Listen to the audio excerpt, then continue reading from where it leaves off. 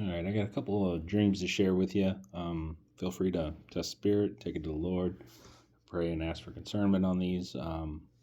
My first ever dream, I think that I remember, was 12 or 13 years old, and I believe it was the second coming I saw in this dream.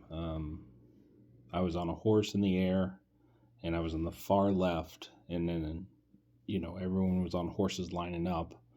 Um, I had white robes on and lined up far left, looked over. There was two people. One gentleman had darker hair, one gentleman had blonde hair, and they looked over at me with like a half a smile, and they kind of like nodded their head, and I nodded my head back, and then I woke up. Next dream I had, I was 16 or 17. I had just met a lady that was going to turn out to be my wife. And in this dream, I was standing on the edge of a lake, which I had never seen before, like this. And in the dream, I saw like a 30-year-old version of myself, is the best way I can explain it. And that version, like I'm standing behind myself and I'm looking at the 30-year-old version of me that's looking out over the water. So I asked myself in the dream, like, what am I looking at? And as I say that, I'm immediately raised up and I can see the back end of the lake. And that section of the lake starts to turn to blood, and blood starts moving through the water and coming closer to like where I'm at. So then I'm lowered back down. And then as soon as I'm lowered back down, I see two young men come from the right hand side, and they're walking towards the 30-year-old version of me. And I have the understanding immediately that, like, they're with the church and they're scared and they're kind of running, like don't know what to do kind of thing. And they're looking to me to give them some type of guidance, from the Lord, whatever that looks like. So I turned to them and I said, the 30-year-old version of me turned to them and said, it's time. And then I woke up. Later on, fast forward 4 years down the road, I moved to this city that was 600 miles away, and I was going to my first ever job in that city. And as I was driving, I saw the place where I was standing in the dream. So never saw that place before. Certainly recognized it once I was standing there, and then to make it even cooler than that. Where I was staring at, my father-in-law now owns a condo, in that general vicinity. So that was pretty cool. Next dream I had, or another dream that I had, was when I was around 16, 17 as well. I was worried about, where I was going to work, what I was going to do for a job, things like that you worry about when you're in high school, getting ready to go, into college and all that stuff. Like, what does that look like? What do I need to go to school for? Am I going to be a plumber? Am I going to be a electrician? Like whatever, right? So prayed, asked to, for God to help me with that and guide me on that, and wanted to know what I was going to be. And got done praying, laid my head down, and I immediately was in the clouds, about, I don't know, 20, 25 yards away. Saw Jesus, had a white robe on with a red sash, and he had his arms out as if like, he's not going to hide anything from me, going to show me everything. Behind him was the yellow light, right? Like, looks like God the Father. No one gets to the Father except through the Son. So he was sharing that in the dream, like without saying a word. That was the image I saw, was just a gold, beautiful light behind him standing there with a white robe, red sash, arms open. And he says, you'll be the last preacher in your family's generation. And then I woke up immediately, like out of the clouds, woke up, heads on the pillow, just like, what happened? So those are pretty cool one to share. And then the other dream I saw Jesus in was one where I was in a red convertible vehicle, a car that was, it was red, drop top, like, I was in the passenger side. I believe Jesus was driving. Didn't look over and see him, but I assume he was driving.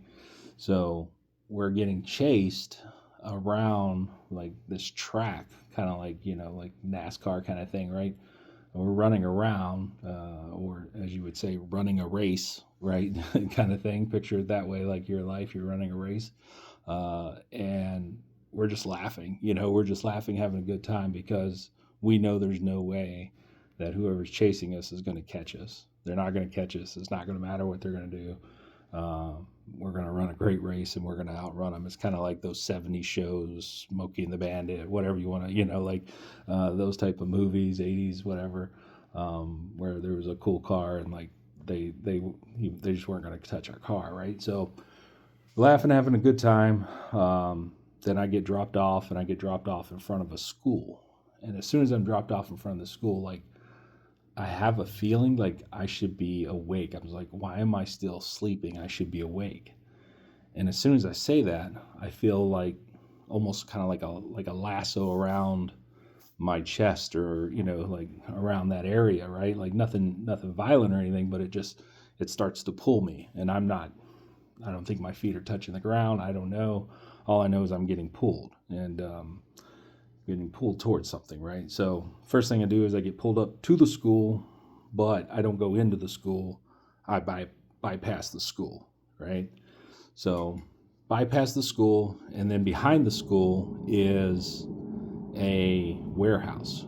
So think of it this way, right? Like when you first become a Christian, you go to, I think one lady, I think I heard call it Jesus University. So you go in there, you learn everything about the word, all those things, right? So went in there, like bypassed the school.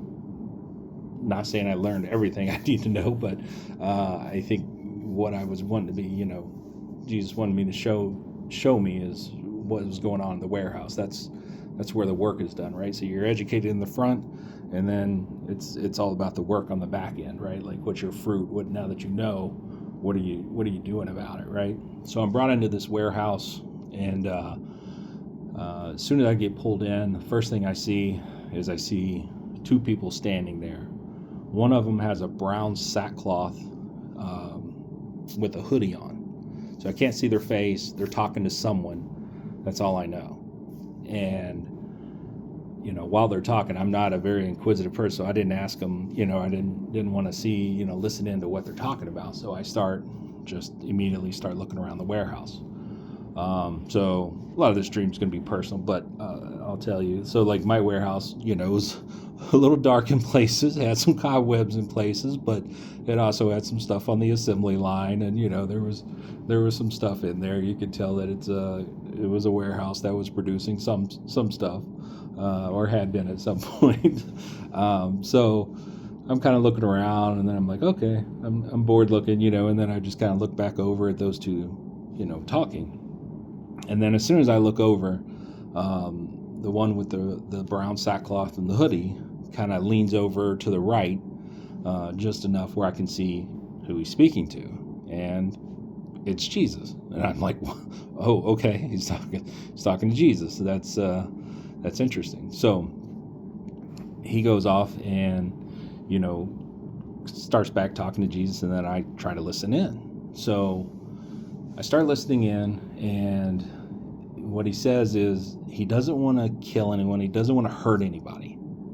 All right. So I don't know who it was in the brown sackcloth. Maybe it was the Holy Spirit. Maybe somebody can make comments on that knows. But whoever, whatever, like was sharing, things about me and kind of giving a report on me, right? So after he says that, he exits to the right, and then there's that lasso feeling before, as before, and it pulls me near Jesus. Now, I'll stop the dream to say this. Before this dream started, I was on a 3-day fast, and really with the fast, kind of like what it says in Psalms, I was just seeking Jesus's face. It's like basically sick of the world, sick of the nastiness, just wanted to really just seek his face, be good, and try to do the right thing and do what the Lord wants, right? I was also curious about the rapture, because everyone has dreams of floating up and all of those things, and never really had that type of dream. I've had tons of dreams where I'm on missions and doing things, during that time frame, but nothing that, I was floating up and doing that type of, like, seeing that type of an event. So with that being said, I feel that tugging, pulling again, and then I'm stopped. I'm stopped probably, I don't know, 5, 6 feet away from him. I see him all, he's glorified, he's beautiful. That's the first thing I say. I was like, oh, he's beautiful. And then after that, I just kind of looked to the ground, sad, because I thought of all the things that bad things I've done and said, and, should have not done, right? So those things start going through your mind, and then, shortly after I started doing that and looked down, he pulled me even closer. So now I'm probably 3 feet away, somewhere around there, 2 to 3 feet, like close enough where, if you have, like, you ever have that weird moment where someone just kind of gets in your space and you feel weird, like kind of like, oh man, this is too close. And that's exactly what came through my mind. I was like, oh, I'm too close to Jesus. Now, keep in mind, I was seeking his face, right? So I was like, oh, I'm too close to Jesus now. So that was kind of what was going through my mind. And I'm sure we'll have a laugh about that later. But then, as soon as I say that, I get pulled even closer. Now I'm just locked eyeball to eyeball. Like, basically, I'm looking in his eyes. I'm sure he's looking in mine, looking in the soul, seeing everything I've ever said, done, thought, all those things, right? He has mainly brown eyes, little blue and a little green in them mixed in, and the blue in his eyes, while I'm staring at him, starts to get charged up. Like, they start to light up. I don't know how to explain, but basically, like, the blue pieces start getting charged, supercharged, and it's, they're charged up. And then he says, "Are you not the resurrected of the resurrection?" And as soon as he says that, the blue light goes off, blinds me, and wakes me up. So I've had some of the type of dreams like this, with God dreams before, and I know checking the time is important, right? So I immediately go to the clock, check the clock. It's 8:23. So 8:23, Strong Concordance, I think maybe in the Greek, but it's atomos, which is the scripture, 2 Corinthians, I don't have it written down, but in a atomos, or in a moment, in a twinkling of an eye, at the last trump. You guys are probably very familiar with that verse, but that was so that was the end of the dream, and that was a little bit of a confirmation. Well, I'm well, that was a little much for me. Like, I've seen, obviously, Jesus before, but nothing like that, nothing that personal, nothing that close, right? So I asked for confirmation, just something that was, like, I just needed something to know that was legit, and that, I was having a hard time understanding, like, he loves me that much to spend that much time and to do that, and to show me that, and do all those things, right? So I was looking for some confirmation on that. Now, another personal side of this, but one of the ways God and I communicate is, like, through songs, or songs that are already made. Like, I'll, kind of dedicate him songs, and he'll, sometimes put in my heart, let me know that, this song's for me, right? So one night I'm sleeping, and a song starts coming to my mind, and I immediately, like, I'm starting to wake up, and something tells me, like, this is the song. This is the answer to your prayer. This is what you were praying for. So I immediately started looking up the song. Hadn't heard it in a while, and the song that was given to me was that INXS, Never Tear Us Apart. So if you ever get a chance, maybe listen to that song, think about that dream, and you can kind of see how it kind of answers that question. Because my question was, as far as the rapture stuff, like, I knew already that I had tons of,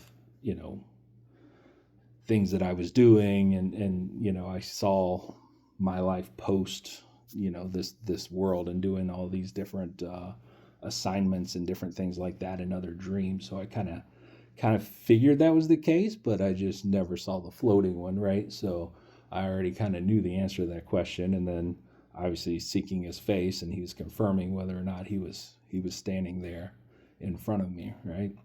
So, yeah, that was it. I wanted to share that. I hope it blesses you. I hope all this stuff just, I know a lot of people talk about dates and all this stuff. Just stay focused. I mean, like a son waiting for his father or daughter waiting for their father. It doesn't matter, if they're a day late or an hour late or whatever else than the time you thought it should have been. What's important is that they get here and you get reunited, right? All right. God bless everybody. Thank you.